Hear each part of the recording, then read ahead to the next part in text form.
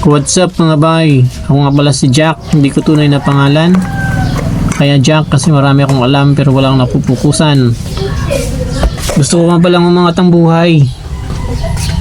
At meron akong alam na paraan, hindi ako tambay. Ang hindi ko lang alam kung ako'y magtatagumpay. In today's video mga bay, ako ay gagawa ng Java rice. Gusto kong ibahagi sa inyo ang recipe ko. Pero hindi ko rin ito lagi ginagawa.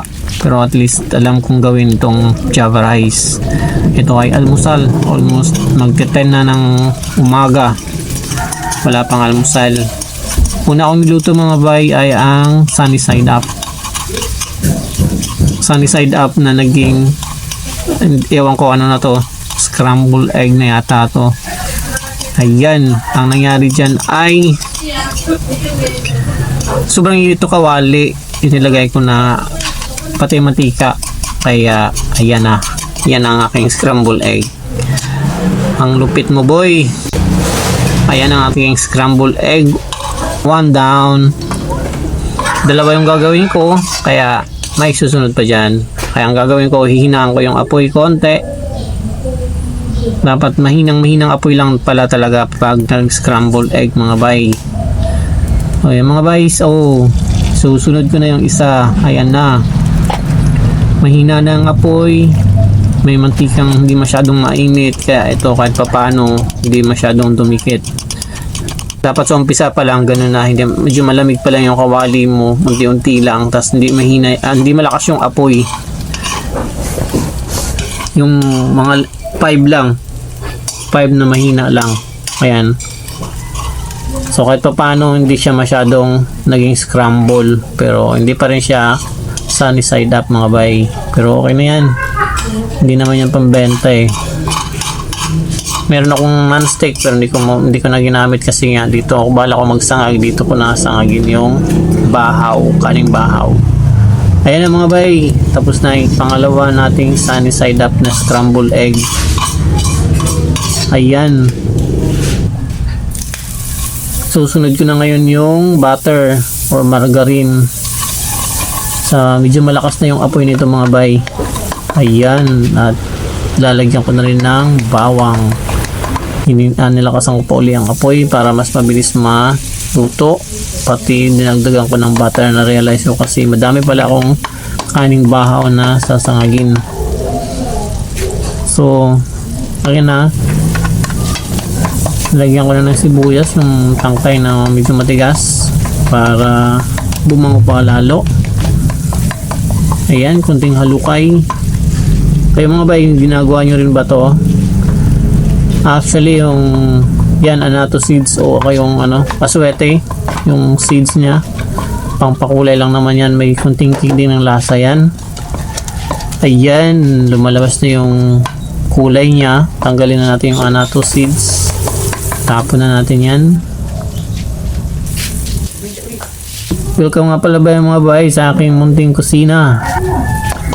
Ayan, dinagdag ko na yung turmeric powder. Yan ang ating secret na ingredient, si turmeric. Ayan na, hinalo ko ng ating kaning bahaw. Merong galing dyan sa ref, merong bahaw ko na nasa rice cooker. Yung nasa ref medyo ilang araw na siya. Alam niyo ba mga bay na ang kanin pag nilagay daw sa ref ay bumababa ang sugar, so okay lang to. Ayan, nilagyan ko na ng konting, nagbibitchin din ako ng konti at saka konting asin, konting diin dahil matigas yung galing sa ref,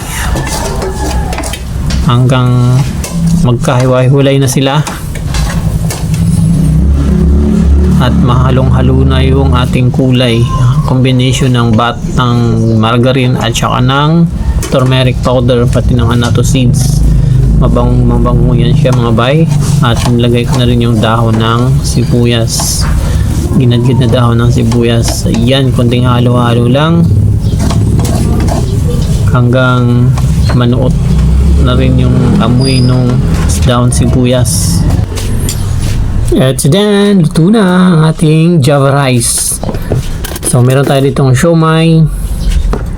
May toppings na chili garlic. Pati meron tayong paksiw na isda at ang ating sunny side up to scrambled egg. Sarap na ito mga bay. Kain tayo mga bay. At umpisa na ang kainan. Ang sarap ng combination ng Java rice pati ng siomai. At ito ay naisip ko na recipe sa aking pagtitinda. Actually, isa itong recipe na minamaster ko para at least alam kong masarap talaga yung bebenta ko. Kailangan subok ko muna bago ko ibebenta. So yan, isa sa mga paraan sabi ko mga bay na kung luluubin ay makapagpaalwan sa buhay. Meron akong mga recipe. So in short, pagtitinda mga bay, pagtitinda ng mga pagkain, kasi pagkain ng tinitinda mo, most of the time, English hahanapin talaga ng tao yung mga bay, basta masarap. At yun na nga, ako ay napasok na sikwati nga pala yan. Sabi ko kay Mrs. Huwag mainit. Sabi naman niya okay, hindi daw mainit. Ang ininom ko ay hindi nga mainit, napakainit naman. Yeah, yun, sayang yung kanin na nabuhusan. Kaya di pa ako tapos, kumuha na lang ako ng maliit na lagayan para tapusin ko tong siomai. Ang sarap yan mga bay.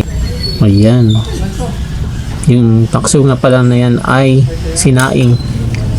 Maraming piraso yan, sinaing. May ilang kilo, 3 yatang kilo yan, para kahit ilang araw. At saka pwede na rin benta yan. Pag may bibili, di benta na rin. Okay mga bay, kumain na ba kayo mga bay? Ayan, madaling ko na to. Alam kong mapakalaga, napaka-precious ng inyong time. Salamat sa panonood sa aking video. Sana ay suportahan nyo ako. Until next time, hasta la vista mga bay.